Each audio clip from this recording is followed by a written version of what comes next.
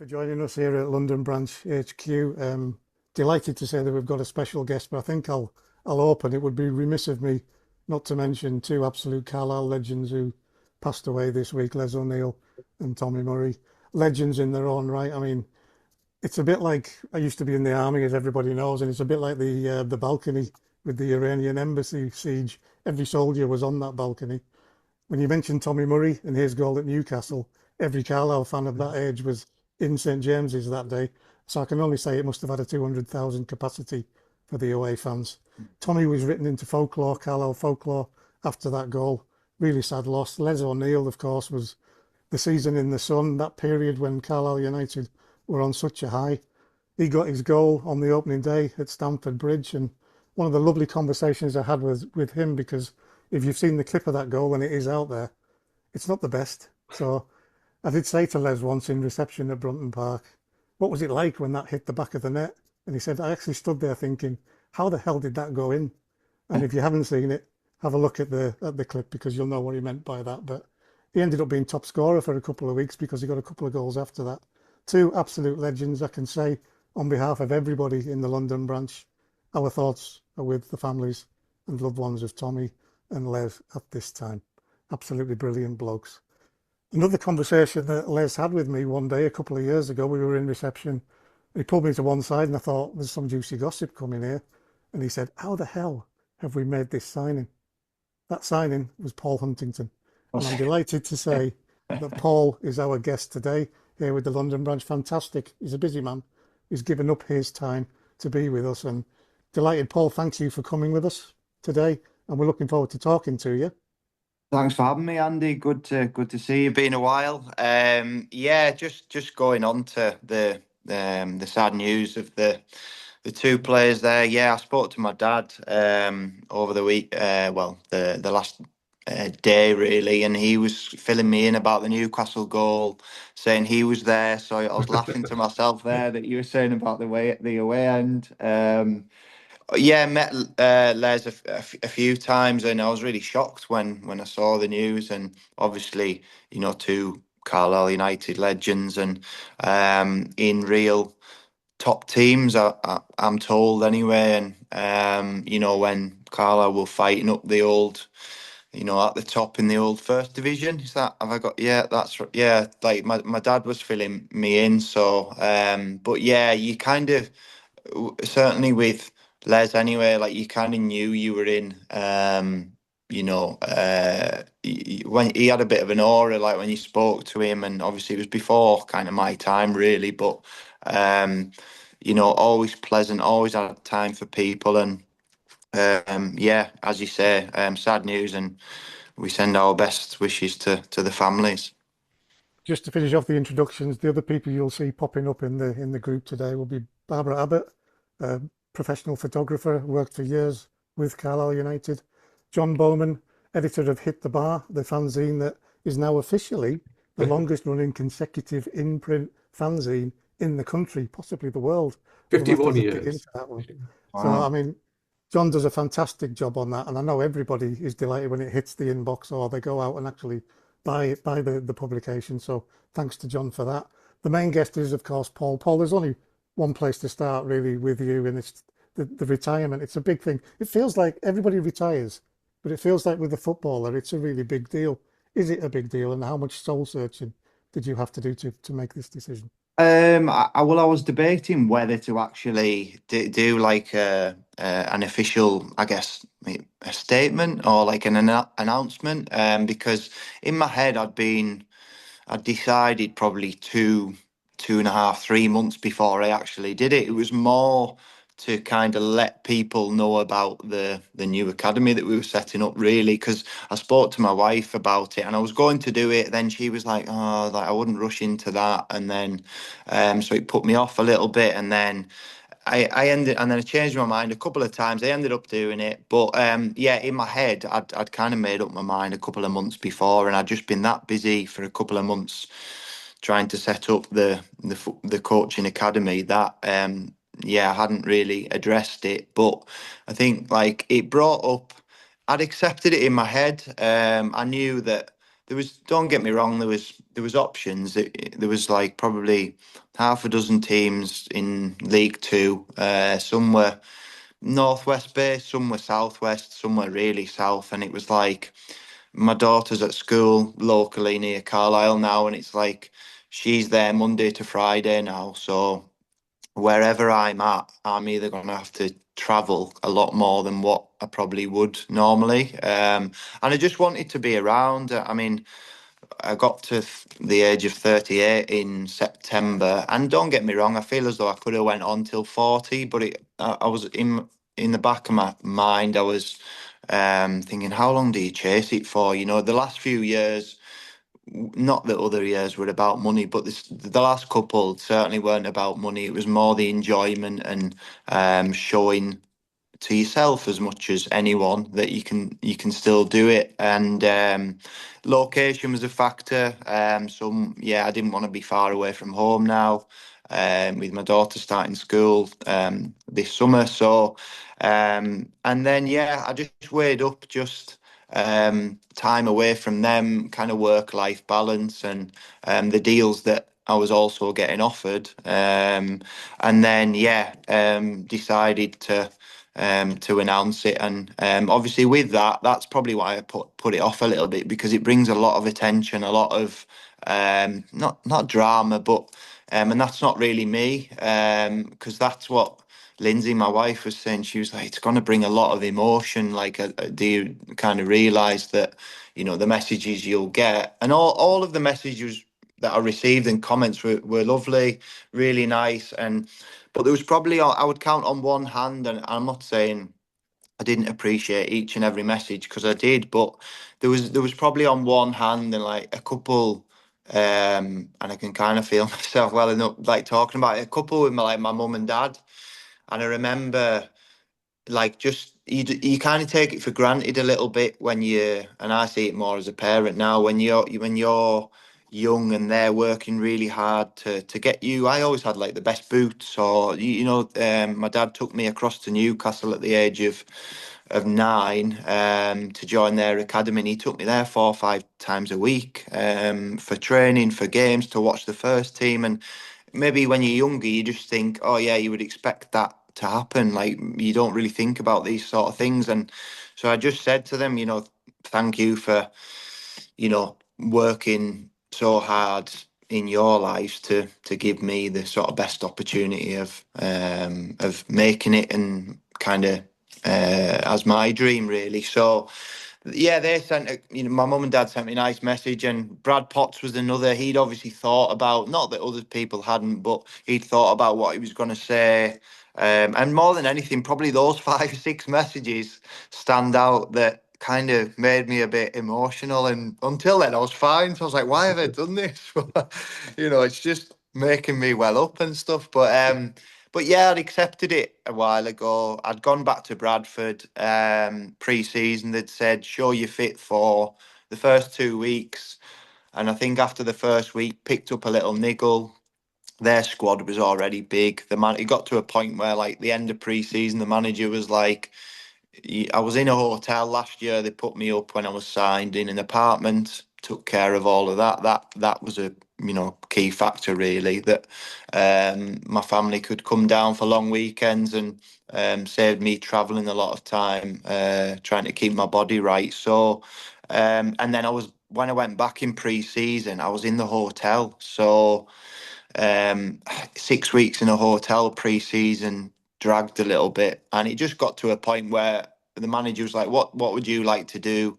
And I said, "We just agreed to leave it." Really, he was like, "I would love to sign you, but I need 3, 4 players out, and I can't say when that would be." And he said, "You obviously won't want to wait around forever." So that's how I kind of got to this point, really. See the emotion there, Paul. Do you have those moments where you're sitting down thinking, 552 games, I actually can't believe this is over now? Yeah, but I don't really look back and have like too many regrets. Like, I've played from leaving school at 16. I've had a good 22 years, and probably 20 years as a pro. Like, I've played in every league, I've scored in every league, and won at Wembley a few times, won a few promotions, and um, played with some great players, played against some great names, and probably yeah, more so when you certainly. I'm trying to lean on that now with our um, social media and just trying to put out a few of your stories that that maybe kids or people can relate to just with just like there's a lot of knockbacks and it's not all an upward curve football. A lot of it is dealing with setbacks, and one person's opinion doesn't mean that that's gospel. There's a lot of other opinions. You're told that you're not good enough, you're not needed, or and it's picking yourself off the floor and getting on to your next club who've given you an opportunity and showing that you are good enough and proving people wrong. And whether that's to yourself or someone who's told you you're not good enough, then that's a lot of it. So I think people just see the Messis and the Ronaldos and just think that everyone's going to make it, whereas in reality the percentage is quite small, and you have to make a lot of sacrifices and really love what you do, because there has been times in my career that I've had spells where I think like, is it worth it for the when it's going great, it's a great job. When it's not, you probably like a lot of jobs, you bring it home and it can affect your home life because you care, because it means that much to you.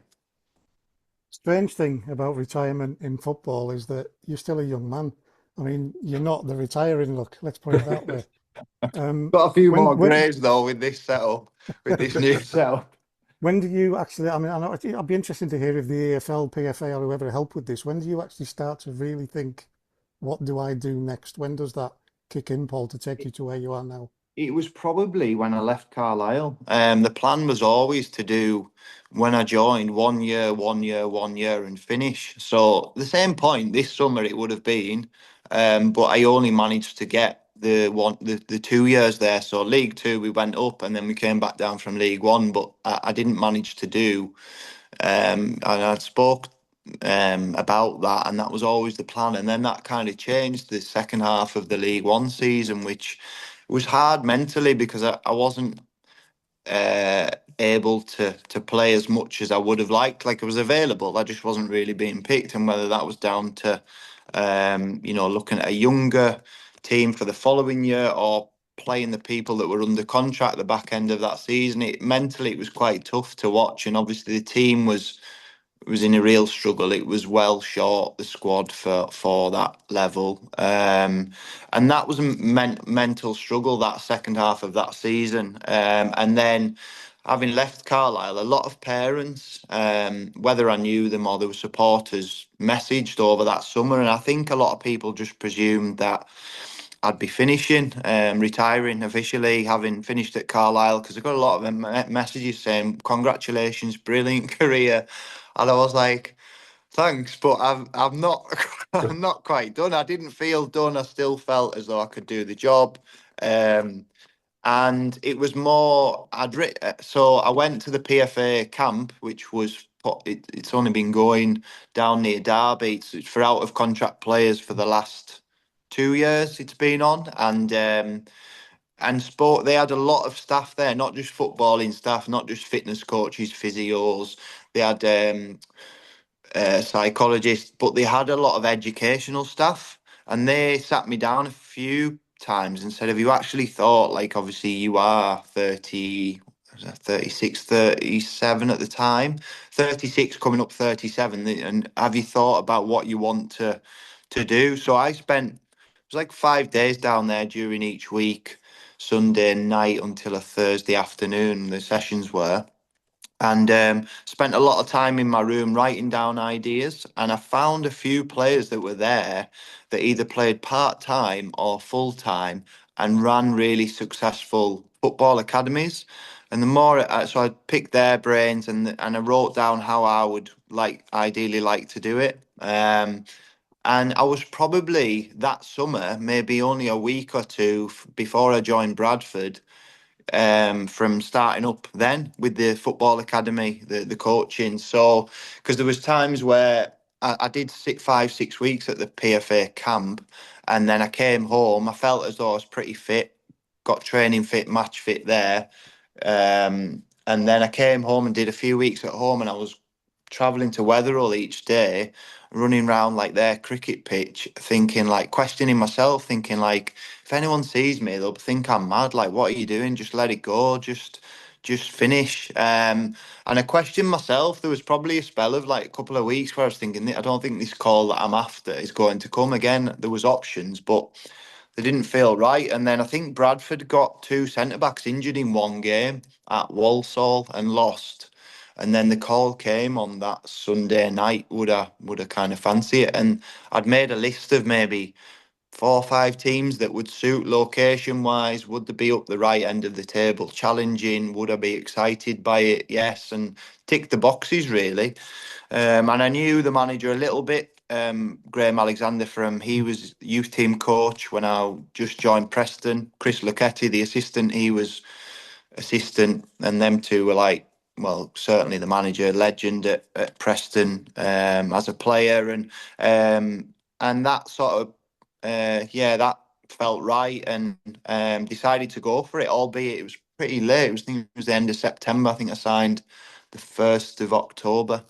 But yeah, didn't feel as though I was finished, and the thinking came initially from Carlisle United supporters and sort of families around, Yeah. parents asking me. That's where Yeah. the initial thought came from. Yeah. I mean, so traditionally, a player towards the end of their career starts doing their badges, the coaching badges.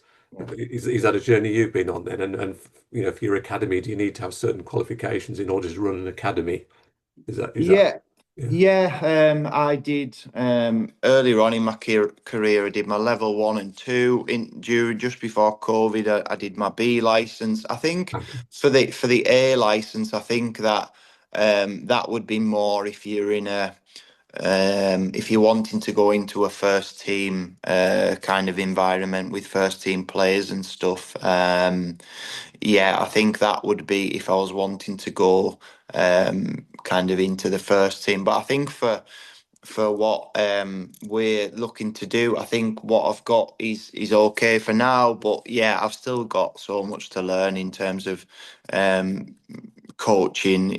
People think, oh, football, it's just football, and yes, football, but it's putting your point across to younger children really, and trying to educate them and make sure you explain the points clearly, make sure they're listening and enjoying it as well, because I think football can get taken very seriously very early. I know that myself from going to Newcastle, and there were spells where I was in secondary school and I sort of had spells where I didn't enjoy it and disliked it. It made me dislike football really. When you just wanting to be with your friends, play with your friends, and it's taken that seriously at that sort of age.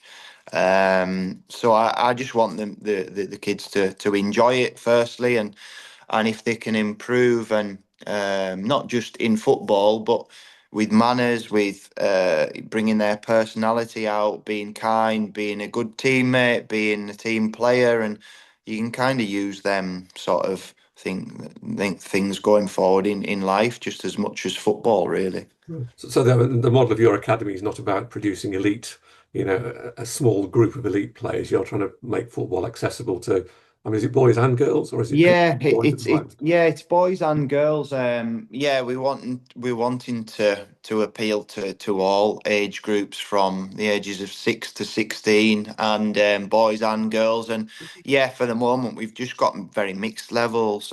Some just starting out, some are grassroots, so middle of the way, and some are elite that are in academies or advanced in development centres. And I guess across time we'll kind of work that out as to what works best for which nights and which abilities. But for now, yeah, just putting on free taster sessions for all really, and yeah, and if they enjoy it and have smiles on their faces and would like to come back, then that's great, really. And this is at Gretna, is it? At the Gretna Yeah, Football great. Club? Now I looked in Carlisle, but there's probably only four, maximum five Astro. Because in the winter you need like an Astro turf pitch that's reliable, and floodlights, because it gets darker now before 4:30 really, which I've kind of found, going up to Gretna and setting up at, I'm first in at 4 o'clock, and it normally takes me about half an hour to set the session up, and I'm the one that switches the floodlights on. So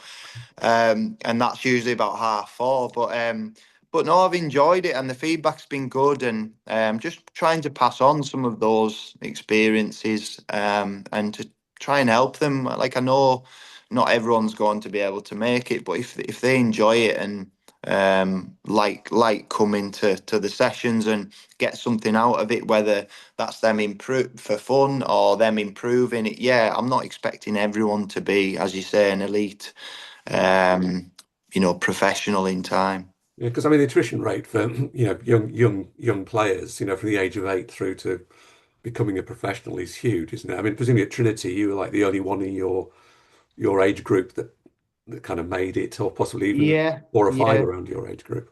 yeah, I think so. There was another a teammate of mine. I was in a team called Udale Pegasus when I was 9 and 10, and there was another striker at the time that joined me at Newcastle, but he sort of just did a couple of years and then got released. So, but yeah, it's crazy to see, because there was some players like in my youth team even before 16. Chris Basham was one that got released and told he was too small, and then went on to Not a problem sort you of. had, presumably. No. No, no, I No. mean, he's retired now just through injury really, but yeah, he was one that got released at schoolboy age, and then went on to play for a college, and then got a chance. I think it was at Bolton or Blackpool, but yeah, there wasn't many, even, yeah, in my school year. No, not that I can remember, but even in my youth team, I think there was just myself. Andy Carroll was he played up, so he was a year below. There was Tim Krull, he was my age. We lived together with a house parent, me and Tim, in digs over in Monk's Eaton near Whitley Bay for the first year we were there. Um, and then, other than that, David Edgar, a little bit less known. He was a year older. Year older than that would have been like Stephen Taylor, Peter Ramage, Shola Amiobi. So yeah, there wasn't a huge amount made it, but you're at a Premier League club there, and they kind of, if they need someone, they just go out and buy them. A lot of the time, that's the way the game's going. So. It's bound to happen, Paul. What will you do with the kids who shine and you think, wow, will you be looking to link up with clubs? Yeah, I think so. We're not an academy that just wants them to come for the sake of coming. There's been two stand out in the 4 sessions we've done so far, and I'm just thinking, wow, how I thought, wow, straight away. It was only a 1 hour session, but how I was thinking to myself, how are they not in at Carlisle United or at Newcastle for their age group? It was like an under 10 and 11s group. So we've got 5 age groups: 6 and 7, under 6 sevens, 8s and 9s, 10 and 11s, 12 and 13s, 14s and 15s. So these were in the under 10 and 11s group, and stood out like a sore thumb. And I've kind of spoke to the parents and said, like, you'll probably know better than me because you've seen them, but they're pretty good. So that's not me to say, that's not me saying you need more sessions with me. It's, well, if they want to, great. But if they want to go to that next stage, then I think one of the parents was holding them back. Just wants them to enjoy it, which is quite refreshing, really, because normally you would see that parents would push them in and be like, "Yes, you need to make it, son," or to your daughter. So one was quite refreshing, and one hadn't really been asked. So I was just so surprised at that, like, from what I saw anyway. But yes, if that was something that they were looking to do, then I would recommend and speak to the local clubs within an hour or so from here, um and yeah, explore that for them. But that's not really something I know. There's another one locally, maybe 20 minutes away in Penrith, that does that, arranges games. Ours is just the training Monday to Friday, so it's not going to be a team thing where, obviously I spoke earlier that I'm doing the radio on match days now for Carlisle. Well, starting from the Blackpool game more consistently anyway. There'll be a few Southern games that you'll probably be at, but I'll probably. I said I'll probably leave the ones past Birmingham maybe that are overnight, and just try and get some sort of family time on a weekend around those. But the majority I will be covering. So yeah, I'm keeping weekends and certainly Sundays free for just what I spoke about earlier, getting that work-life balance with keeping a Sunday free or a Saturday night where possible for family time. So it's not going to be teams, but the age groups and the trainings what we're kind of aiming at. And I've said to them in the sessions that if you make mistakes here, that's what training's for. Practice things, try things. Work on your weak foot.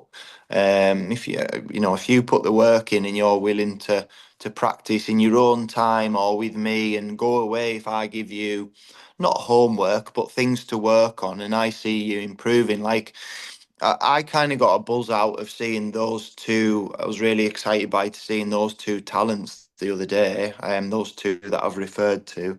And I kind of felt a bit the same when I was scouting more recently. That I know that was first team players, but yeah, I got a real buzz out of seeing those, train and both have signed up, so that's great. And hopefully I can help improve those and everyone else that wants to join because as I said, it's all I've known and looking forward to passing on some knowledge and experience to them. Last bit on the academy, Paul. We were talking before we started recording about you've got your pen in the hand that we can just see there. It's Yeah, Well safeguarding to tuned. performance reviews yeah, to making yeah. sure that your sessions are planned so that they meet all of the requirements for looking after young children. How much of a job is this that you've taken on? Yeah, I've kind of tried to do it as much as possible as a bit of a process. So I said, just over a year ago, set the wheels in motion with a lot of the courses and the checks that you need to go through, and then more recently has been more admin emails, trying to put together a coaching team, trying to get back to people to check that they're still coming for tonight's session or tomorrow's session. And some people have been ill, so trying to rearrange another session for those that have missed out or that they've not been able to make it for whatever circumstances. So yeah, it's just a new norm really for me and a new routine. We spoke about it earlier, just been used to just getting up, going straight to training, having my breakfast, getting into your routine, your pre-activation, your prehab, which is like a dynamic stretch before training, going out to train, doing your warm-up, doing your football training, coming in, having your lunch, then doing your gym session or going back out on the pitch. And then seeing the physio or seeing the sports therapist to get whatever you need for your recovery to get your body into best shape as you can for the game on a Saturday or a Tuesday night or whenever that was. So yeah, it is different. I've tried to keep up with the routine of luckily I've got a gym at home and I'm able to kind of keep myself right more for head than anything. It keeps that routine and keeps the weight off. So, because you are sort of standing round a lot more. I still join in with the odd drill and do the warm up with them up at Gretna, but yeah, just I find that helps, even if it's half an hour or 1 hour out of my day.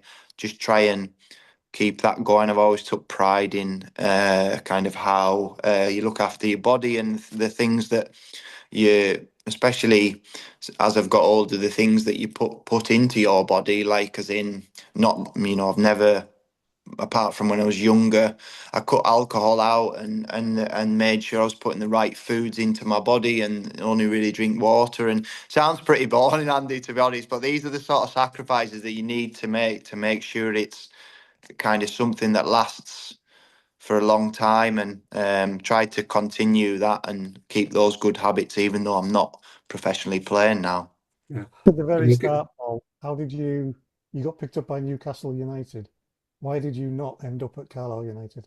Well, it's funny you say that. I actually had the induction evening with my dad, the to sign in Foxes. So up the stairs in Foxes, went to, watched the presentation put on. I think I was 9 at the time. I was happy to sign. I didn't really know a lot about, obviously, my dad had kind of kept that under wraps, I guess, and just wanted me to, as we spoke about earlier, just enjoy my football in my grassroots team. Was doing really well, as was the team locally. And then he kind of told me after that, well, on that night, what would you like to do? And I said, what do you mean? And he said, well, Newcastle, all there was a radius then. I think it was now an hour or an hour and a half. And he said Newcastle, Sunderland, Middlesbrough, I think it was Blackburn and Rangers. He said of all, asked which would you like to join, really. There wasn't a trial, it was just a straightforward sign up. The scouts have been watching you and they would all like you to sign. He said, I'm prepared to take you to whichever, which, as I said earlier, you probably just take that for granted at the time, but it's a big commitment. He was well behind. I remember my dad would take me. He was well behind. He was a bank manager. He was well behind on his work. So I'd see him in his office with pay. I'm saying about papers being here with the academy, but his would be stacked, and that was what he was behind. But he's behind because of me, and he was. So I'd do my session across at Newcastle 6 to 8, 3 times a week, Monday, Wednesday, Friday, and he'd be in the car like I am with a pen there, just trying to catch up on the phone most of the journey, and you don't really realise at the time, but those are sacrifices that he made to give me the best chance. So, and my mum working really hard, also, through the week to provide me and my sister the best that they could kind of afford, and yeah, and it's a real commitment on their side. So yeah, I was happy to sign until I kind of heard about, and then I went with Newcastle because that was probably the closest, and also probably at the time, I'm not saying Rangers isn't a big club, but probably the biggest or most well known and the closest. So I just went with that, and yeah, managed to get through their academy and reserves and into the first team eventually. How tough was that process of going from being a boy, doing the schoolboy forms, to playing in the Premier League? Yeah, it was tough. Like having left school, Trinity School at 16, I was so homesick that first year. We were put up with a house parent in, as I said, Monk's Eaton, and he was great. The house parent, really good, had a football background, so that helped. So I could lean on him. But you see your mates going to university, doing freshers, and just having nights out and having a great time, and you all think house parties, and you're just missing out. Not that yeah, you're 16, 17, and you feel as though you're missing out on your not childhood, but you're missing out on good times, really. But after that first year, kind of got over that, and never really looked back. Got my own apartment after the first year with a house parent, and signed pro at 17. John Carver gave me my first pro. Even though he was leaving the club, he made sure that he went out of his way to make sure that was something that was sorted. And yeah, I remember playing in the Premier League against your Wayne Rooney's, your Ian Robbins, Didier Drogba's, your Jermaine Defoe's, and being on that very first pro contract, which was hundreds, and you're up against these guys that are on, you know.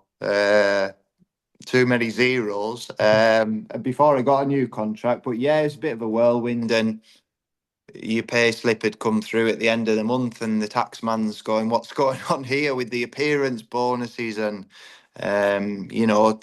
me that's on my first pro contract, you're getting the same bonuses as, say, a Michael Owen or a Scott Parker or a Kieran Dyer, a Shea Given, and um, so yeah, it was a bit of a whirlwind, and but yeah, great experience, and forever kind of grateful for Glenn Roder, who initially was my academy director. He got the caretaker job, did really well, got them into Europe, and then he got the first team manager's job, and gave quite a few of us younger players the opportunity, which came about through injuries. But you've also kind of got to take it at the same time. When you're given that, you can sink or you can swim. So grateful for the opportunity, and yeah, to have played in the Premier League, it was fantastic. Yeah. Some weekends, Paul, they could fill that place 5 times over. What's it like for a young boy going out in front of the Gallowgate, in front of all of those fans, and having Amazing atmosphere. It felt like when I played there, they would almost suck the ball in, and I felt that going back with Preston a few times when they came down a couple of times to the Championship with Rafa Benitez, and um, I've had a few heavy defeats there, and I always say, like, in the Championship throughout a number of years, there was probably only Newcastle and Wolves and probably Fulham a couple of times that were like streets above the rest of the division. It was I remember under Rafa, the way that it worked out, there was a couple of games to go, and the way the results fell, our game got moved to a Monday on Sky, and they needed a win. Or to beat us at St James's to get back into the Premier League, and you're thinking, oh God, like you don't need this. We were top half, but we weren't going to make the playoffs, and we were just not the East Coast, but we were just looking towards the summer, and it's been a long season, and probably overachieved for the budget that we had at Preston at the time to get into the top 10 or whatever we were, but we weren't going to make the playoffs, and they beat us 4-1, and yeah, it was a lot. It was a long night, and even like they they won the game, got promoted. I mean, in the past, like if that had happened, there'd be a pitch invasion, there'd be a big celebration. But a club like that would expect to be in the Premier League, and the way they reacted was very much just like I remember speaking briefly to Matt Ritchie on the pitch and saying, "Well done," and it was very much just like, "Yeah, thank you." Like it wasn't like it was that big a deal because their squad was still a Premier League squad. So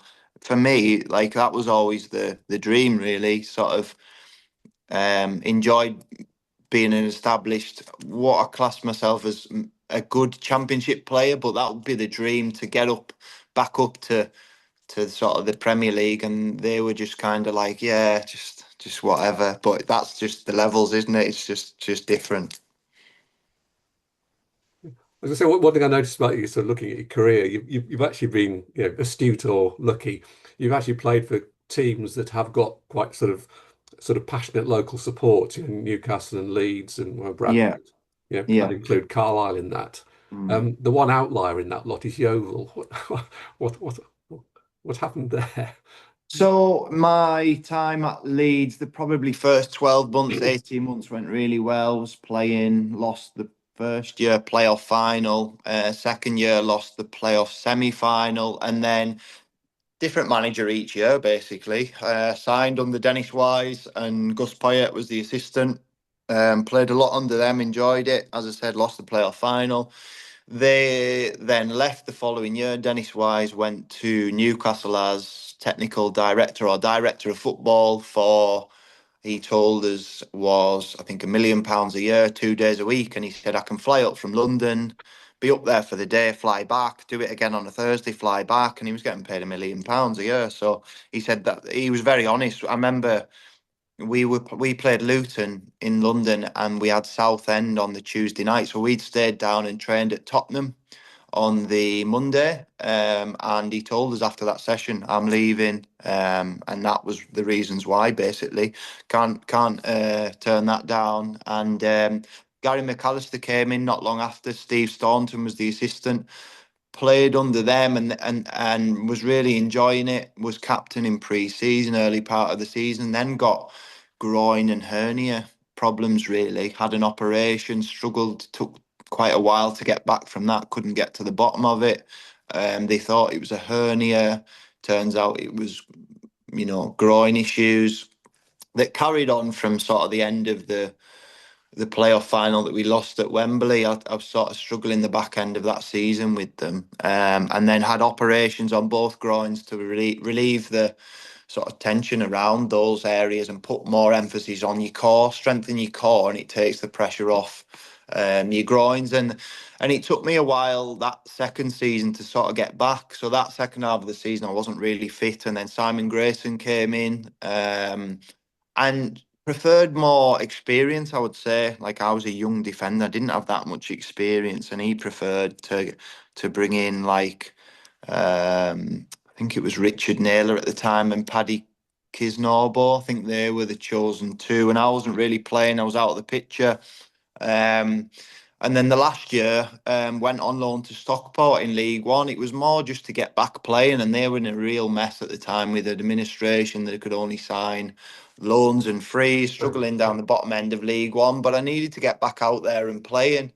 Ended up going back there, Stockport, second half of the season, just on a 6 month contract again, just to get back playing and get in the shop window, really. And then, yeah, I was out of contract that summer, and I had a few options. I think like League One teams: Oldham, Hartlepool, Yeovil, and Yeovil. Yeah, Somerset, 5 hours away, but a long way. But at the time, it was a kind of a club that my agent told me that rebuilds people's careers. The manager was Terry Skiverton, who's now assistant at Wimbledon.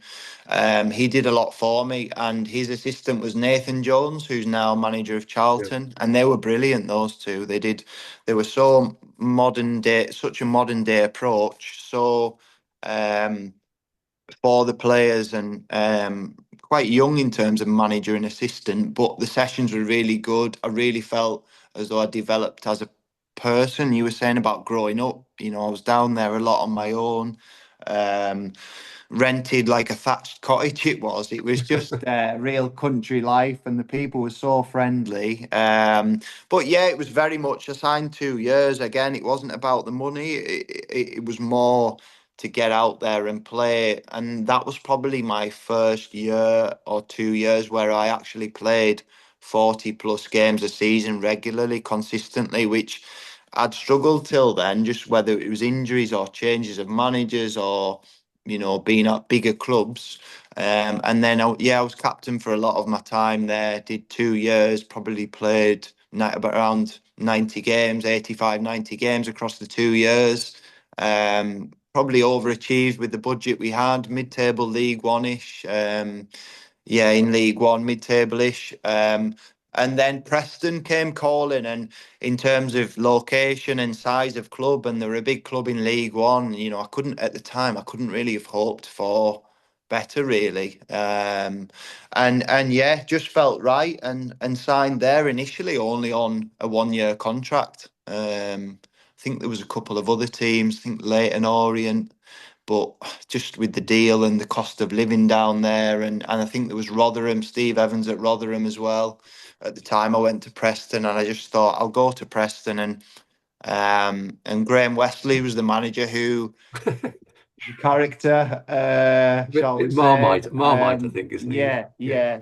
I mean, I could Paul, is it tell true you that you would get stories. 4 o'clock in the morning off him, just as he was thinking off the top of his head?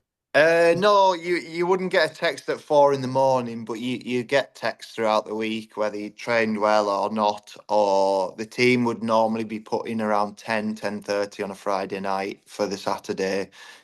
And it'd be about like, we're going to go to war tomorrow, we're going over the top, and just like, honestly, I could bore you to death with like stories about things that happened in that 6 months we had together there, but it was unlike any other place or club I've experienced before. But having said all that, he gave me the opportunity, and without him, would I have had 10 great years there and 300 and whatever games? I'm not quite sure. So I appreciate the opportunity, and there was some method to the madness, but yeah, it was more often than not, it was like it was a crazy period of you know at that time at that club. But yeah, that the Oval spell was one about rebuilding and getting, regular games, and building more experience. And it's quite a young team, but it was known to be like a development club in terms of they had Alex McCarthy, the goalkeeper that I think he's at Southampton now. Stephen Colker was there,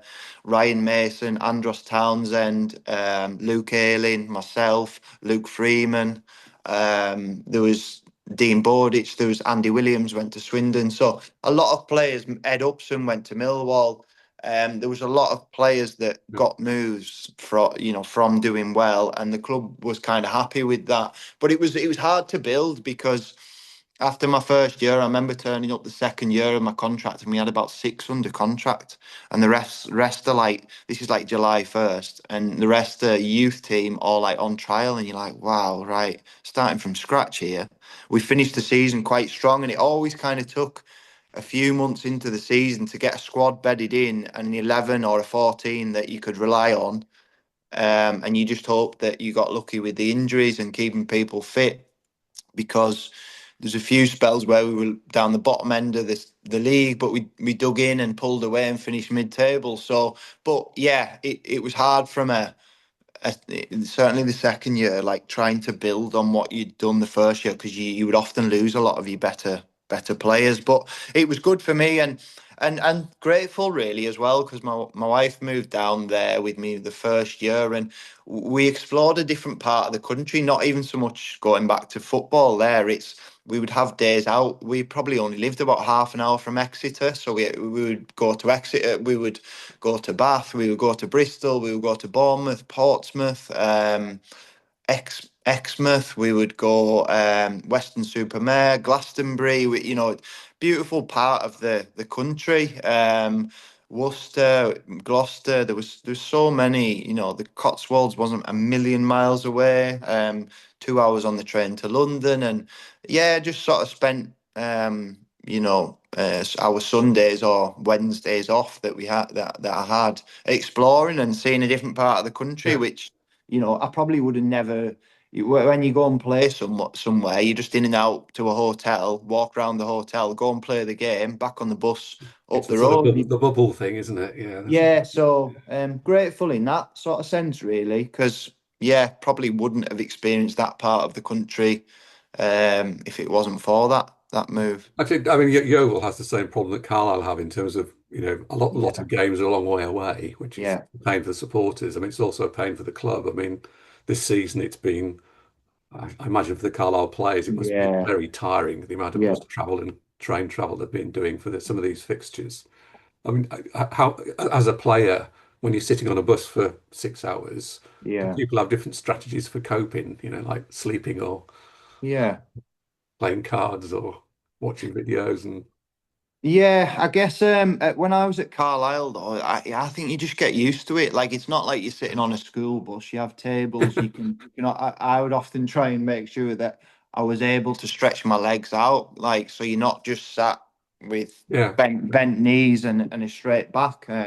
The seats will recline, and you can stretch across. You can put your legs on the other seats, and you can get up, move about. They have kitchens on there. They have TVs. You can listen to music. As you said, you can play cards. Some of the lads at Carlisle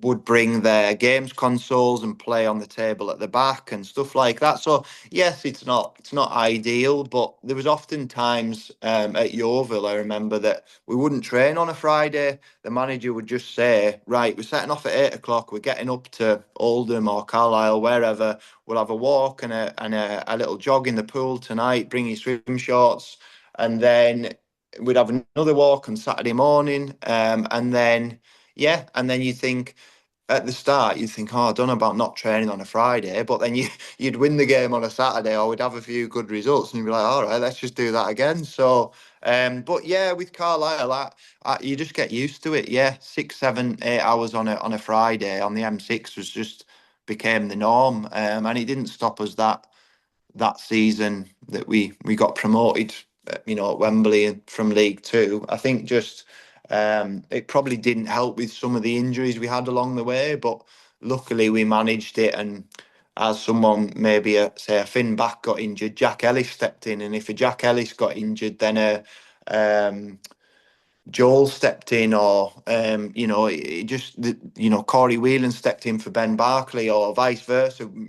Corey stepped in for Morgan Feeney that had spells out. So we just managed it like that. But yeah, it's just a fact, really, isn't it? You know, Carlisle. It's at least it's on the M6. Yeovil, you get to Taunton and you've still got 35, 40 minutes on air roads after that. So you think you're at you get to Bristol and you're like, oh, I'm not far away here, and then you've still got like another hour and a half, an hour 40 to go. So down the M6 to Birmingham and then M5. So yeah, when I've played there in the past as an away player at Yeovil, we've normally stayed around Taunton, but it's still a good 40 minutes on the A road. So yeah, it was far. And I remember the second half of the season at Yeovil, my wife had moved back home and wanted to work back here. So the second half of the second year that I was there became more difficult. I wasn't getting back home. I was literally finishing a game at 5 o'clock and I was driving straight home to Carlisle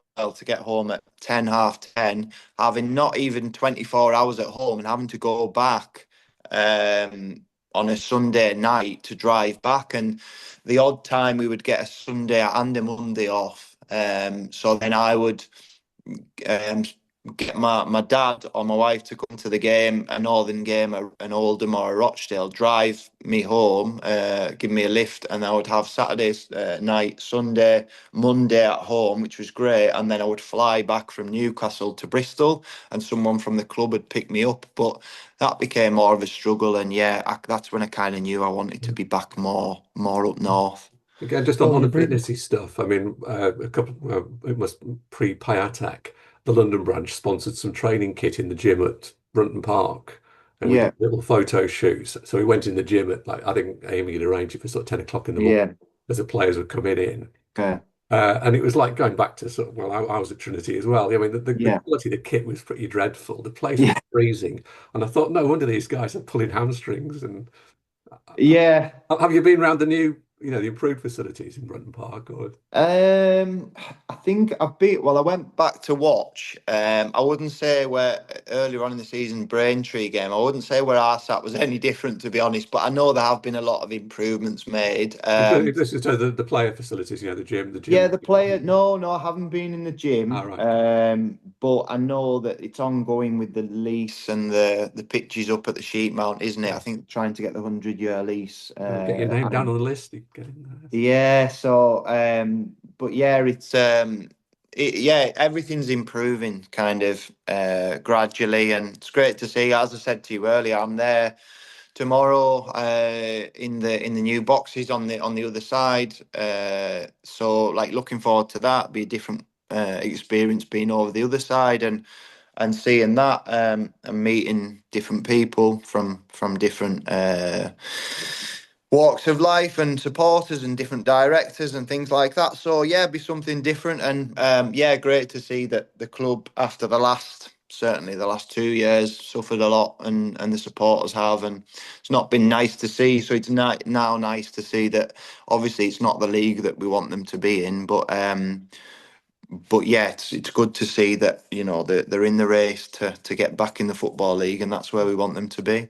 Yeah, there's you actually a big mentioned gang of London branch folk there tomorrow.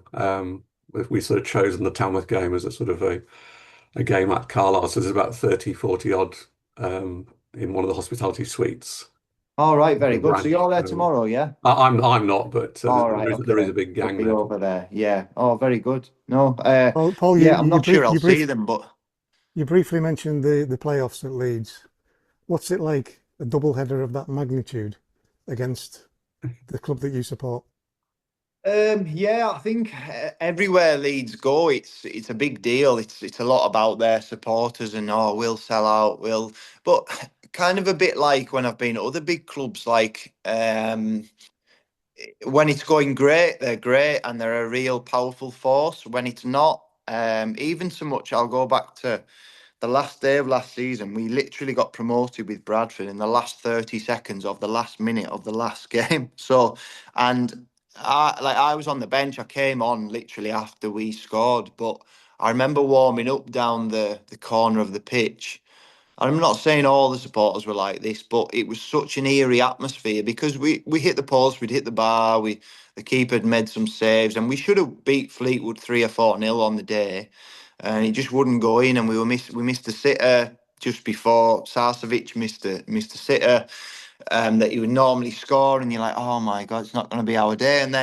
Um, and then yeah, I remember warming up down by the corner flag, and it was the anniversary for the 56 that died in the fire at Valley Parade. And once you play for the club, you're made aware that it's a big deal really, and they have an anniversary for it, and it's spoken about a lot. And the local chaplain comes in and talks about and shows you a video about it, so you're well aware of the kind of importance. And the anniversary fell on the last, and everyone was like, it's meant to be this Fleetwood game, the last home game. And it was 0-0 going 95 minutes, and some of the fans in the corner were shouting, you can't even, well, I won't say the swear words, but you can't even do it for the 56 and all this, and slating the team. And then literally 30 seconds later, they're on the pitch hugging you. Your best thing since sliced bread. So it's like, well, you weren't just saying that a minute ago, like down the corner flag. So I'm not saying all of them were like that, but yeah, when it's good, when it's going well, it's great, and you're the world's best player. And when things aren't, you're not. So yeah, it can be powerful, and it can be a hindrance, at times. But yeah, all good experiences. I was still 19. I was still very much a young lad. I remember going to Wembley. That was my first time. We played Doncaster. We lost it on a set play, really. And I remember in the build-up being a bit distracted, like just with tickets and about people messaging, even the semi-finals with friends and people who wouldn't normally message, and pestering you, and got a bit. Not that because I was happy with how I played in the semi-finals personally, and in the finals, really happy with my own performance. I felt as though I couldn't have done any more. But I just found myself a little bit distracted, and the build up and the TV and the fans. And so I just made sure in the next couple of times I went that I was a lot more focused. And I would say the next couple of times I went, certainly with Preston and Carlisle, that I was a lot more ready for just to go and make sure we won, like, because it's a place for winners. It's not, I know with Leeds that time, that it's not a place to lose. It's the winners get remembered, and the losers are just sort of forgotten. And it's the worst summer ever. So, and it's the best summer if it goes your way. And I just remember being so much more focused when I went back. And you go there a few days before, and you take in the surroundings. But having been there before, and even winning with Preston, managed to score. We won 4-0. And they, in the build up to their final, all we heard in the press, and all the fans, was all week they've had 10 playoffs, Preston, and lost everyone. And it was like, right, so I don't know if that was finals or semis, but the playoff record was like 10 losses. And it was like, right. And anyway, we sort of changed that, and said, no, we'll show you that we'll be the one that'll change that. And we were. So I think and I remember going round with Carlisle the day before and looking round, and even more so than looking at the pitch. And I was there with Joe Garner. Obviously, Garnes was on the same team, in that Preston team, and we were just sort of looking up at the box, the royal box, and where you lift the trophy. And obviously you think back to those times where 2015, where you've been up there and you've lifted that. Well, it was different trophies, League One, but and you're just picturing yourself doing it, and literally 28 hours later or 30 hours later, whatever it was, we were back up there and walking up them steps. And yeah, fantastic memories, and just a bit disappointing. Like, you'll know yourself, Andy, just how quickly the sort of, obviously with the playoffs, you get your hour to celebrate with your family and the supporters on the pitch and around the pitch, but you quickly get kind of like, right, come on, right, we've got to prepare the pitch, get off the pitch, we've got another game tomorrow. And like the Wembley staff are like pushing you out, and you're like, hang on a minute, like, I just want to soak it in. And I've got a picture with I think Jeff Half took it, actually. I've got a picture like sat on the floor, my boots are like on the side, and it says like, please keep off the grass. And I've got like, I don't know if I've got, I think I've got the trophy next to me, and I've got like medal around my neck, and I'm just like giving a thumbs up. Just like, I've still got it on my phone now. Maybe I have to send you it, but just trying to soak it in, and everyone shot up to the Bobby Moore lounge. Yeah.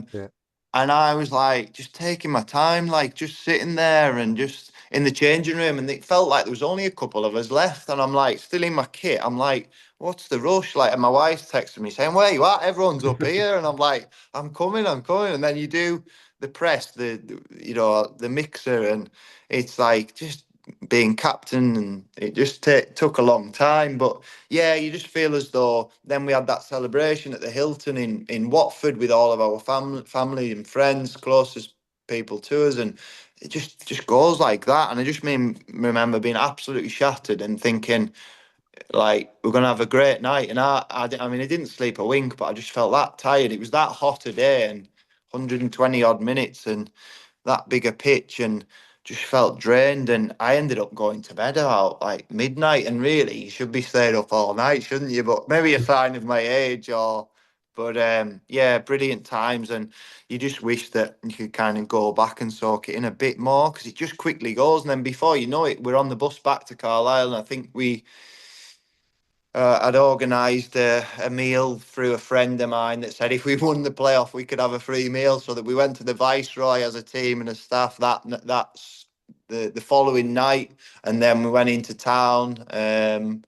And then yeah, it was literally we had 4 weeks off, so we all had individual meetings that next day, and then it was right seeing 4 weeks time. So we didn't really.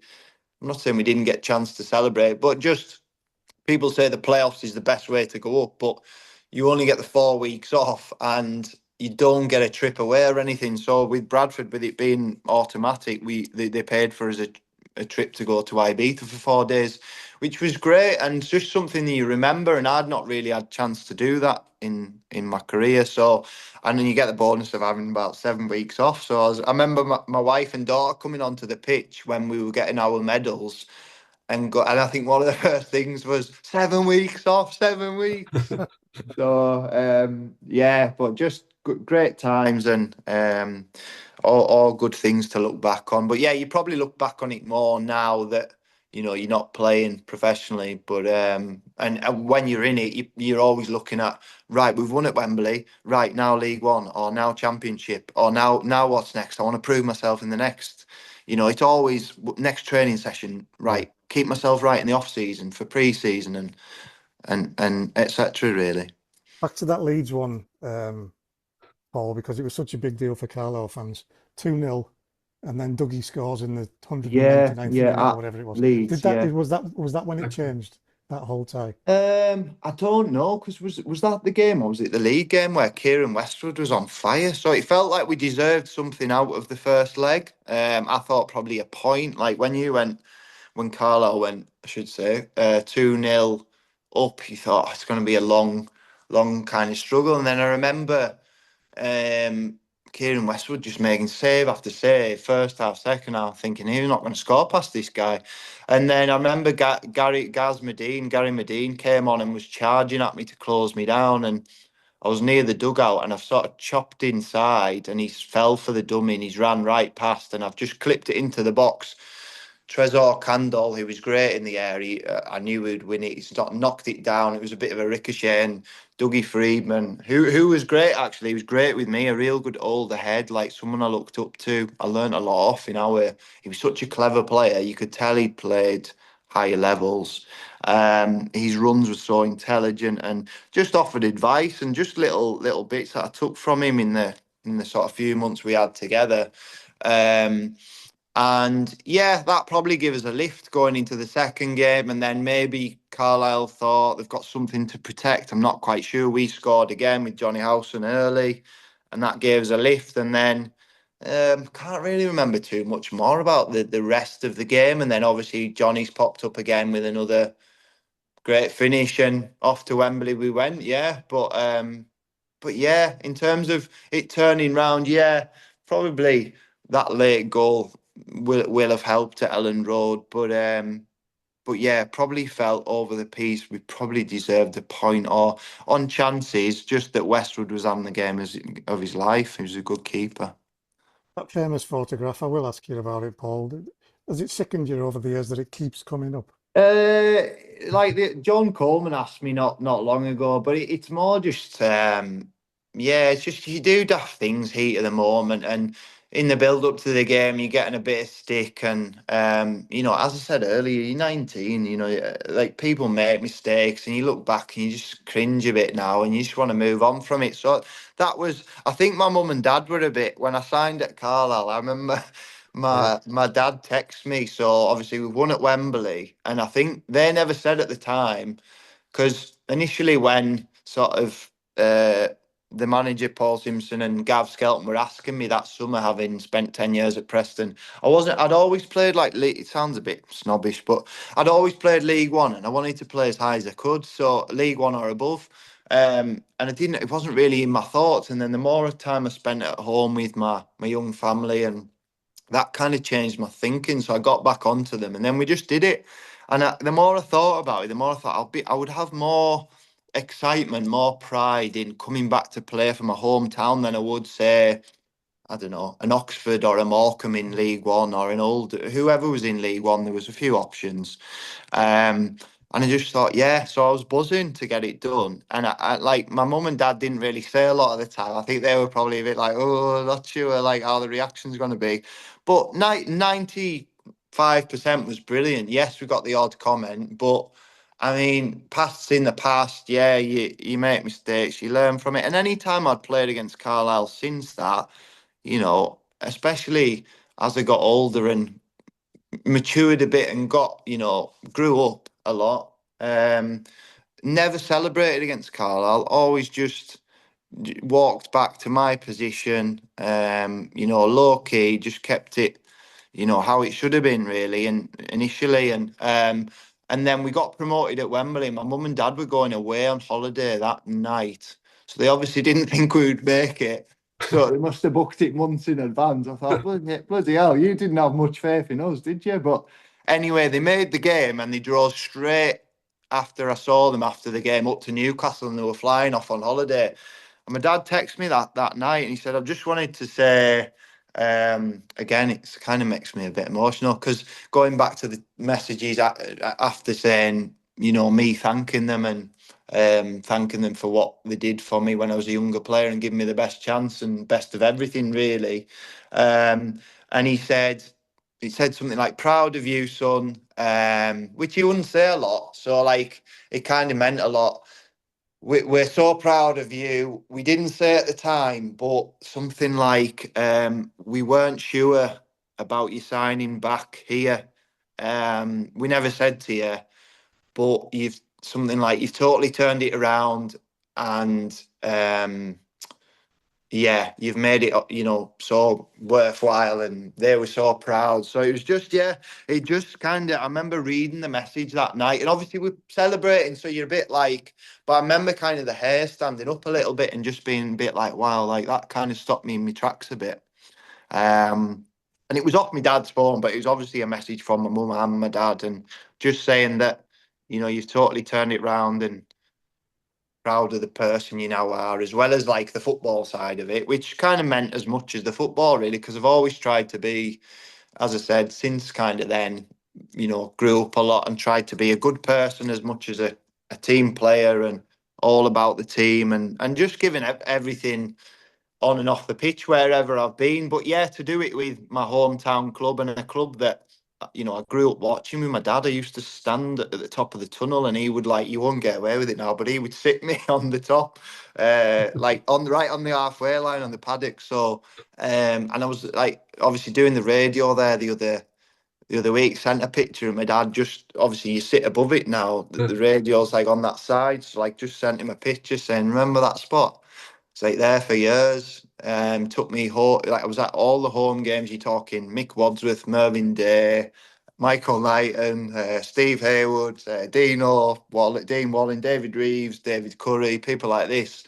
Derek Mountfield, could go on, Warren Aspinall, just couple of trips to Wembley or to windscreens and brilliant times, and sent my dad a picture just saying, remember that, just like a full circle moment really. But yeah, it was an amazing season, and we had a real good togetherness. You'll know yourself, Andy, just the banter, the camaraderie, the team spirit, the togetherness was brilliant. And I felt as though that summer we lost that, losing. I was going to say what went wrong, because it clearly dropped Yeah, Yeah. off, didn't it? yeah, we lost too many of them players, and I think we would have actually done better with the League Two team that we had. I'm not saying we would have definitely stayed up, but we would have had, a lot better chance. And if we'd have built on that, but the squad kind of got changed a lot, ripped up really, and replaced with. And obviously the ownership hadn't changed, so we didn't have a great budget that first, say, half of the season. So we were probably I think we were sixth bottom. I remember the manager telling me I think we were fifth bottom or sixth bottom in League Two for budget when we went up. So Yeah. we totally overachieved. But and people would come up to me in the supermarket and say, "Oh, I think we overachieved anyway." And I said, "No, like we didn't. I think Carlisle United's a League One good club. I don't think it should just be surviving in League One. I think everything is in place and always has been to be a good League One club. I don't think we should be thankful to be in that league. I just think that the people that they brought in, maybe down to the budget or a lot of loans, I don't think the character or the personality checks were done in the background checks on them, because I don't feel as though the same care, the same passion, the same togetherness, the same willing to give everything to the team was there as what we had. And the togetherness and the team spirit can take you a long way, especially in League One, League Two. Like, you rely on that when you have to dig deep and you're away from home, and hang in there.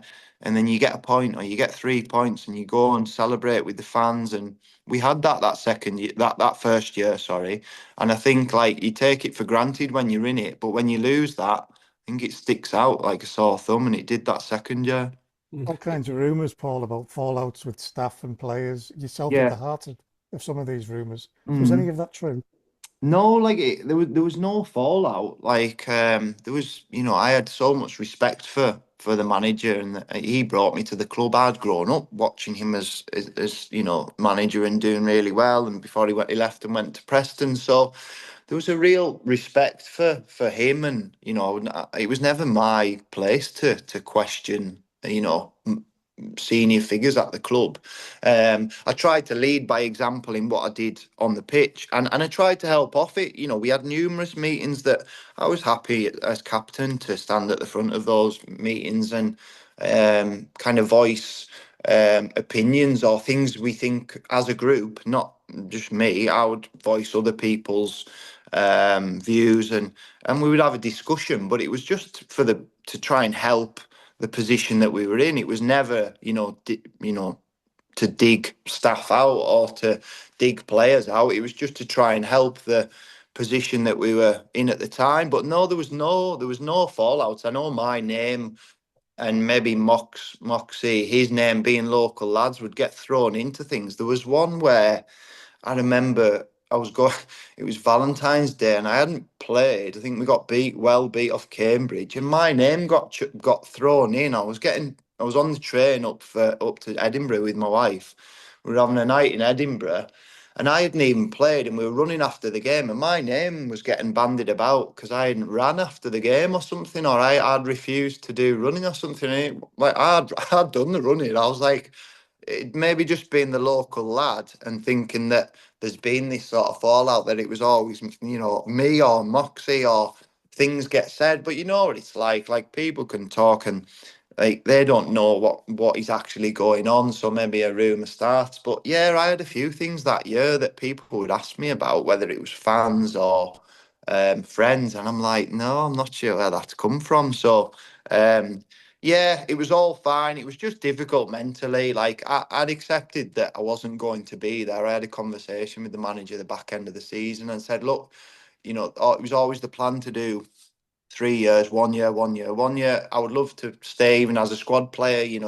If I'm going to play 20, 25 games, like I did at Bradford, really, 25 games, squad player, be off the bench, starting, whatever, still be your captain off the pitch as much as on it. If I'm not playing, I'm not going to be knocking on your door. I'll just show you in training. Like, I'll just get on with it. If that would be something that, you know, you would be interested in, and I kind of got the impression from that conversation that wasn't going to be something that would happen. And then it was confirmed sort of end of the season, so that I was going to be leaving, which was disappointing, yeah, because I felt as though, especially in League Two, I could have helped. And it wasn't nice to see. I had quite a few Bradford fans asking me while I was there, oh, I bet you're glad that you left there. And I'm saying, well, no, not really, because, you know, I follow the club. I still know a lot of people at the club. It was one of the first results I look out for. Got a lot of friends and people I care about that's still there. So no, it's not really nice to see what was happening last year. I think they maybe saw that, you know, things were going well at Bradford and not with Carlisle at the same time. But I didn't look at it like that. And then there was opportunities to, well, there was kind of opening and closing door moments, really, because when I was about to join, or just joined Bradford, or I was about to sign, then Carlisle asked for me to meet Mike Williamson. And I was like, it's too late now. I've already given word to Graham Alexander that I was signing till the end of January. So that was that. And then January it came back on with Clarkson, the director of football. Rob. Yeah. When you out of contract, we would love you to come back. We need experience. We're obviously in a mess, whatever. And I said I would love to, but I've already given word and I'd already signed. I said my contract runs to the end of January, but I've already signed till the summer, which I appreciated because I got injured in a game against Port Vale. I think we beat Port Vale at Valley Parade on Boxing Day, and I picked up a niggle and I missed the next 3 or 4 games. One was against Carlisle away. And the manager pulled me in that very next day and he said, I just want you to know that we love everything that you've been doing on and off the pitch. We want you here.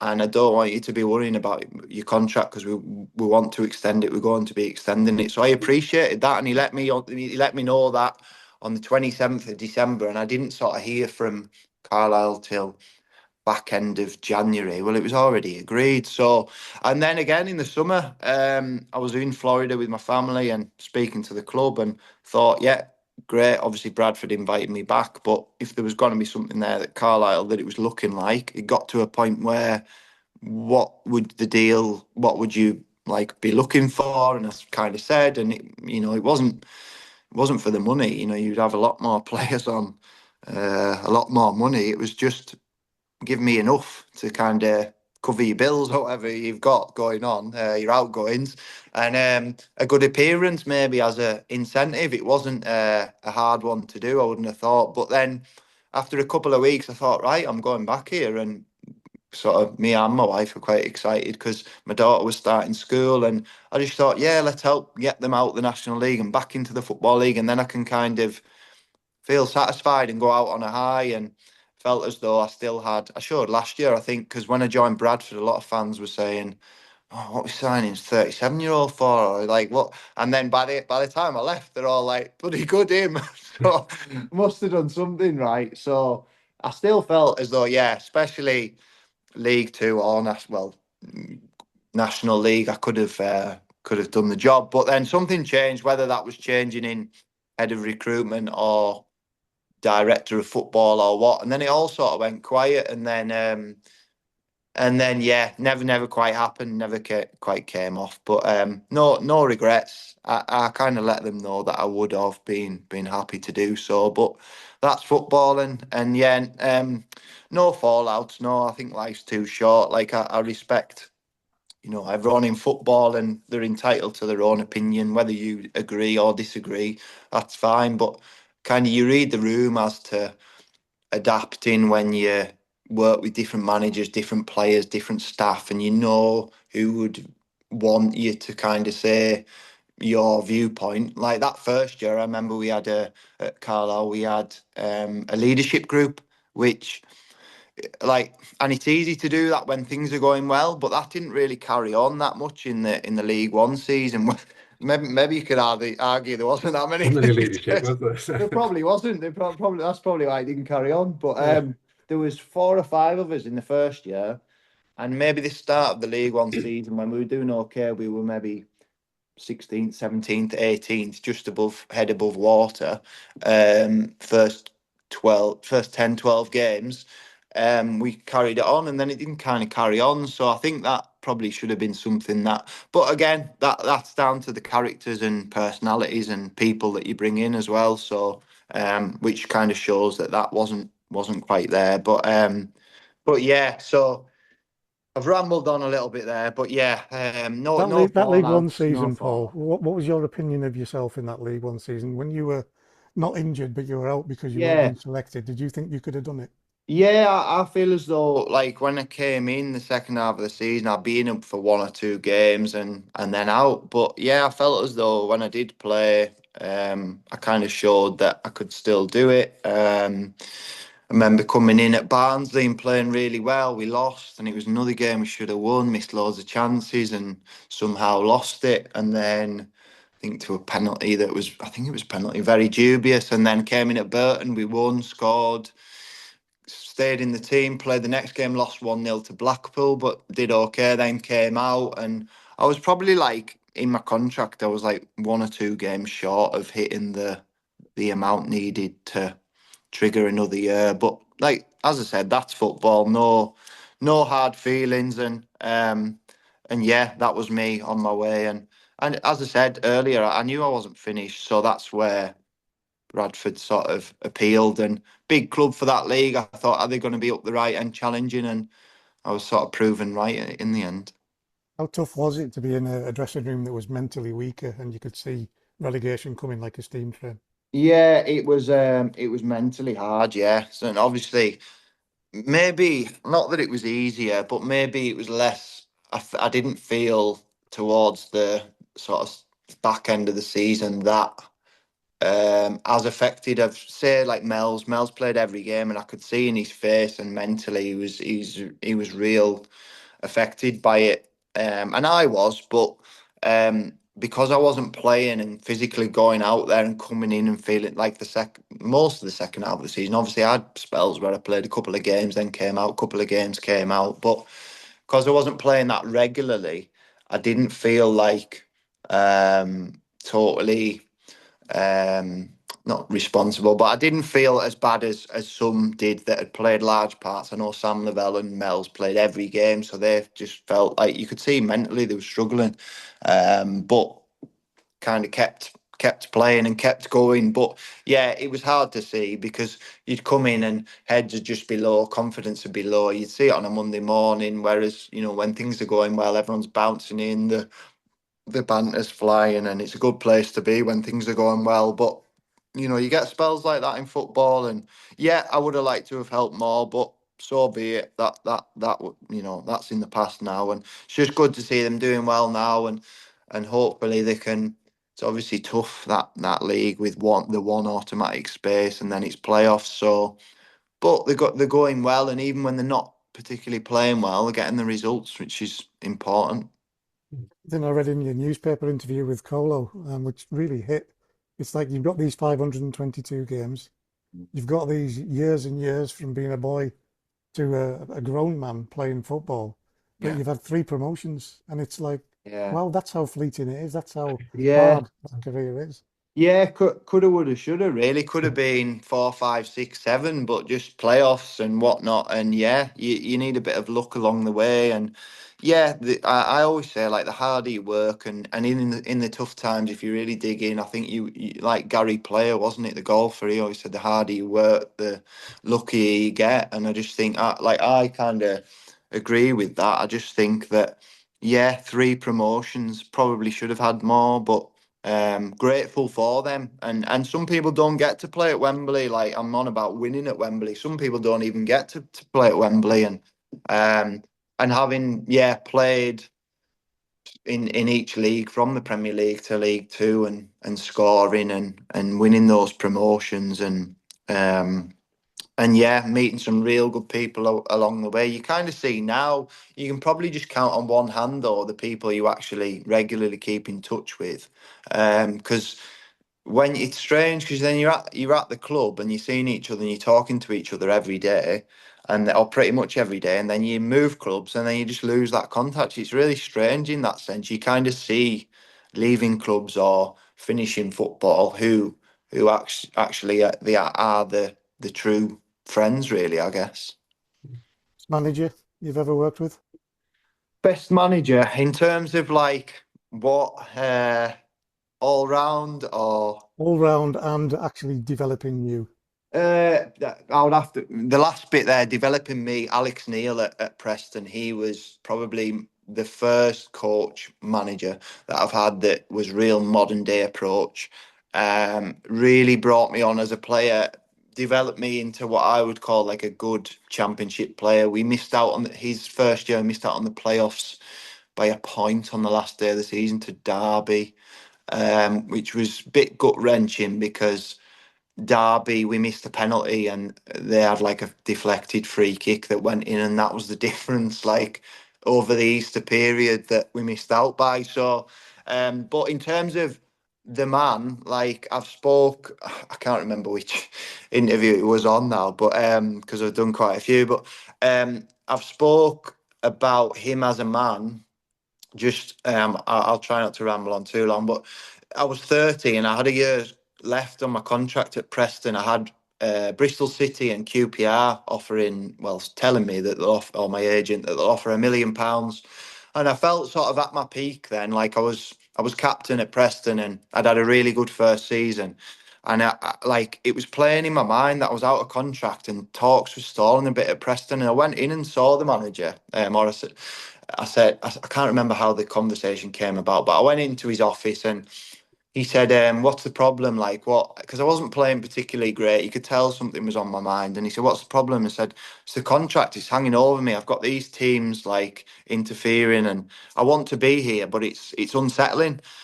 And he said, right, okay. So where are you at with the contract talks and where does it need to be? So he wrote it all down and he said, he passed me a bit of paper and he said, what kind of years wise and money wise?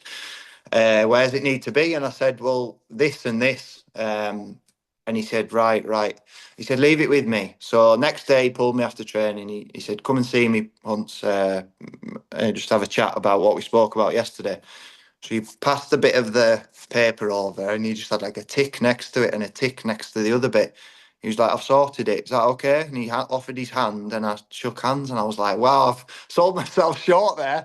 I was like, bugger, I told my agent. He's like, what are you doing? You could have got more money. But he'd gone out of his way to speak to the chairman and said, I really need him. He's my captain. I value him. 3-year contract at 30. It was my best contract.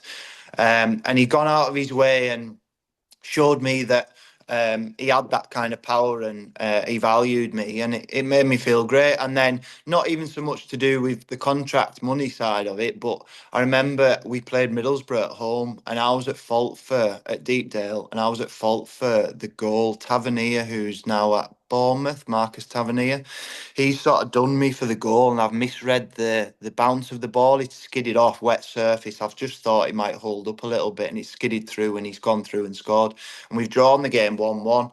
And we've gone in the changing room and I had like a family issue going on. And I remember walking in the changing room like, so unlike me really, but I was upset. And, like you could see it in my eyes. And Alex Neil was like, obviously there's 20 odd lads and all the staff and everyone in there, drug testers, whatever.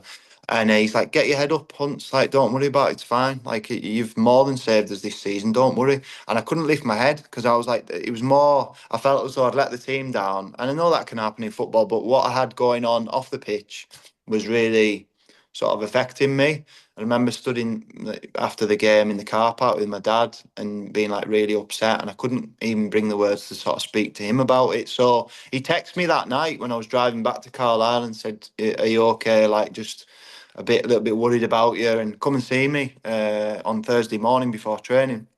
So I had a chat, just aired my problem, and it was such a weight off my shoulders because I told him the problem, and he said my sister's been going through exactly the same thing, like, and he totally understood, and we didn't even talk football. He just reassured me and said, "Don't worry about the other night. It's one goal. Like, you've been brilliant. Just and he really supported me, and I just thought that man management, as well as being tactically switched on, really had the respect of all the group. He's quite a young manager, but he's had a modern day approach, top coach, but also top person. And I felt as though he went out of his way a few times with the contract, with my family issues, um, and really valued me as a person and a player. And I would always sort of say him, really, someone who I don't speak to regularly, but I think he's had an effect everywhere he's been. So he was at Hamilton, got them promoted into the SPL as I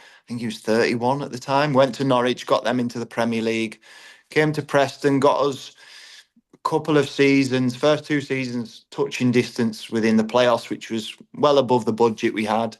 Went to Sunderland, got them up. Didn't work at Stoke, but now he's got Millwall fourth in the Championship. So, it's not a coincidence. But as well as being a top coach, top manager, top person, so I'd have to say him. Best player with and against? Player with, play, player against, probably an easy one. The big name that stands out, Cristiano Ronaldo, just Man United, Premier League with Newcastle. He was a younger player there. It was probably just before he was a bit full of skills and not really the end product when I played against him. Later on that year and the following year, he really kicked on and started, putting finding his feet, hitting the back of the net. In terms of played with, probably James Milner, I'd say, like, probably so underrated. People just think he's a workhorse. Honestly, like, you see shooting at the end of training and the hardest worker in the room, like, but he was one of them. You could play darts and he'd be throwing 140, 180. You could play him at pool and he'd eight ball you. You'd play golf, he'd be playing off scratch. Like, he was just brilliant at everything. He was the fittest guy in pre-season. He'd do shooting at the end of training every time, side net, side net, side net. He rubbed off on me a lot. I was really close with him because when I got into the team, he was a year older, but obviously he came through at like 16 at Leeds, and he was often on my side. I got in the team as like a fullback through injuries, really, initially. And he was on my side, and he was a dream because he'd just double up and he'd be up the other end and he'd be up, down. And it just really helped me. And even on days off, I'd be around his house. He'd have the games room and just brought me on as a person. And I took things from him, like his professionalism with the not drinking and the what you're putting in your body and advice. And he was so experienced for, I was 19, he'll have been 20. For his 20 years, he'd already had 4 years of playing in the Premier League. He was just so good for me and my development, and yeah, lent on him a lot. He's maybe not the biggest name, but probably the most underrated, I would say. Yeah, those two probably off the top of my head. Last one from me, then I know Barbara's got a bit of a quirky question for you. Best friend, best friend in the game, and then why? Best friend, probably have to say Brad Potts. You probably know him. We speak like every week. He's injured at the moment, so I'm trying to um, cheer him up a bit because he's been injured, which he's not really had everywhere he's been. He's played, and we're talking about me being 550 odd games. He's over 500, and he's nowhere near my age. So goes to show he's been a real consistent performer wherever he's been, and a great lad and someone that I speak to regularly. So I'd have to say him. Barb? Yeah, set pieces. You obviously always came up for corners. Yeah. Did you know you had a specific routine? At Carlisle, are we sort of talking, or Well, I've seen it with you at Preston. yeah? It's something that you always had. Yeah, at Preston, I mean, we would work on them more so at I remember more recently at Carlisle, Gav Skelton would take them on a Friday with Paul Gerrard. And I remember that League Two season, we had a real strong, I think we had most set plays scored. We had like me, Morgan, I know we had Mels, he didn't really get on the end of much, but from set plays. But Corey Whelan, Deno scored a few from Morgan Feeney. So we had like quite a few threats. And we kind of knew that Deno would always make that run past the front post, and it became more habit. But yeah, we prided ourselves on them set plays, and like I can't remember the stats, but they're pretty high for well, they used to be in League One and Two for the amount of goals scored that were first or second phases of like free kick set plays, like corners, free kicks, throw-ins. So it was a large percentage of the goals scored. So I think it was always important to like pay attention, you know, when you're working on them, because they can pay off at both ends of the pitch, really. Well, I'm obviously sitting on the byline thinking, right, where's the ball going to go? And I lost you. Yeah. This was when you first, I thought, where is every time you came up, you Yeah. bent down and pulled your socks up. Yeah, that'd be a super stick. Well, no, it I became wondered if habit, it was. just habit. It Yeah. became like a thing at Preston as well. A lot of fans would pull me up on it and be like, adjust your shin pads, pull your socks up, like every break and play, and then maybe like wipe your shirt like on your brow or something like that. I don't know. It's maybe like a tennis player, you know, like they've got like, I don't know how many, and then they go, and before they serve, it's like probably just something like that. Maybe a bit of a tick, I guess, just that you don't even think that you're doing, but it probably looks stupid, yeah. Well, I wondered if it was trying to make yourself not look as tall. Sometimes I would kind of try and, you know, like you're trying to pretending you're doing your socks and maybe duck under arms and like people trying Yeah. to jostle with you. And I'd try and like duck like almost like a boxer kind of thing, just on set plays and try and free yourself up, because now you just sort of get wrapped up with, if you get involved in a bit of a wrestle, like it becomes really difficult to get on the end of a set play. So you need to try and free yourself up as best as possible. But now in the more modern day, they have blockers now. So they have guys in a line across the 6 yard box where they'll be like 3 and 4 just ready to free to go and head the ball, and then they'll have 3 and 4 in front of them just trying to grab you. So you're trying to just get yourself free from these blockers, but you've also got to beat the free men. So it does become like, if they do it properly, it is quite hard to get on the end of set pieces more recently anyway. And you've been absolutely magnificent. We've kept you way too long. Yes, no, that's probably me rambling No, answers, it's not. but I mean, that's what we said earlier, didn't we? Rambling. yeah. You've got to ramble, haven't you? I'll be honest, there's so much more that we could dig into, and Yeah. I'm sure we will at some point in the future. Yeah, just let me know. Happy to help. Yeah, I mean, when the academy gets trucking along, we can find out how it's going. So Yeah, exactly. sounds good. Sounds good. Absolutely. I mean, the London branch is a fairly small organisation, but we punch way above our weight because people at the club or associated with the club, like yourself, take us seriously. Yeah. Thank you for helping us. yeah, thank you. Well, I was profile. just gonna, I was just gonna say on that, like every time, like I said, on a podcast last week that, you know, every time we played in London, like especially that League Two season that we got promoted, it was great to see. Like we'd go to Leyton Orient away and sell out. It was like amazing. It'd give you a buzz before the game. You're warming up, you knowing that, you know, you're being well backed, and the manager would always say at half time, you know, let's really bring this home, kicking towards or near our fans, so we can picture it, get that picture in your head of walking over to our fans as a team. You know, we've got the 3 points in the bag. You know, we're going over to thank them. He often said that at half time, and that maybe because I was a local lad, maybe meant a bit more, like the likes of myself, Taylor Charters, Jack Ellis, Owen Moxon. I don't know whether he was playing on that, but it certainly worked as a motivating factor. And yeah, the support home and away for Carlisle was always brilliant, and the London branch were a big part of that. So yeah, thanks to them. Tell you what, that should be the last question because you've just jogged my memory there about something that the three of us talked about the other night. All of those Cumbrians together in that Yeah. team.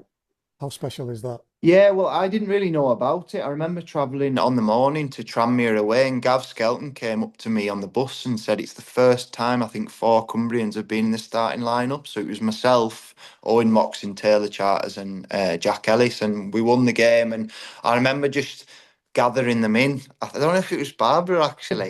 Yeah. That's brilliant, because I've got it. Have I got it? Let me just grab the mug. I've got a mug. Brilliant. Oh no, it's not. It's not quite that one. It's the Wembley one. So can you see that? Oh yes, yeah. Made in Cumbria, and then on the back it's got "Weekend in Paradise" because that was our song, wasn't it? So Yeah. that's my coffee mug, but it's similar. It's similar to the Yeah. Tranmere one. I But, wasn't sure what you were doing when you brought these. I thought, what's he doing with this? Yeah, And yeah. then it So dawned on I me just what it remembered was. what Gav had said, and I thought it'd be a good one to keep that. And like, I've got it on my website actually, for the academy, and I've got like a quote below it, and I just thought that was very like apt, really, for local talent and just coming through, and it sends a good message to the next generation of like, it's good that Jack Ellis has just signed a contract and Gabe's playing, and you want to see more of those coming through, don't you? Yeah, definitely. That's London branch sponsored Jack Ellis, we should say. So. Yes, Is that indeed. this season? Is that Wow. this Yeah. season? I've Oh, followed that's for a good. while That's a now. good. Yeah, That's a wow. good plug then, isn't it?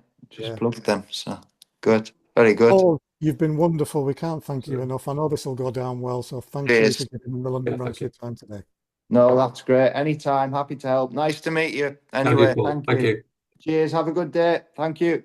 Bye now. Bye. Bye for now. Bye.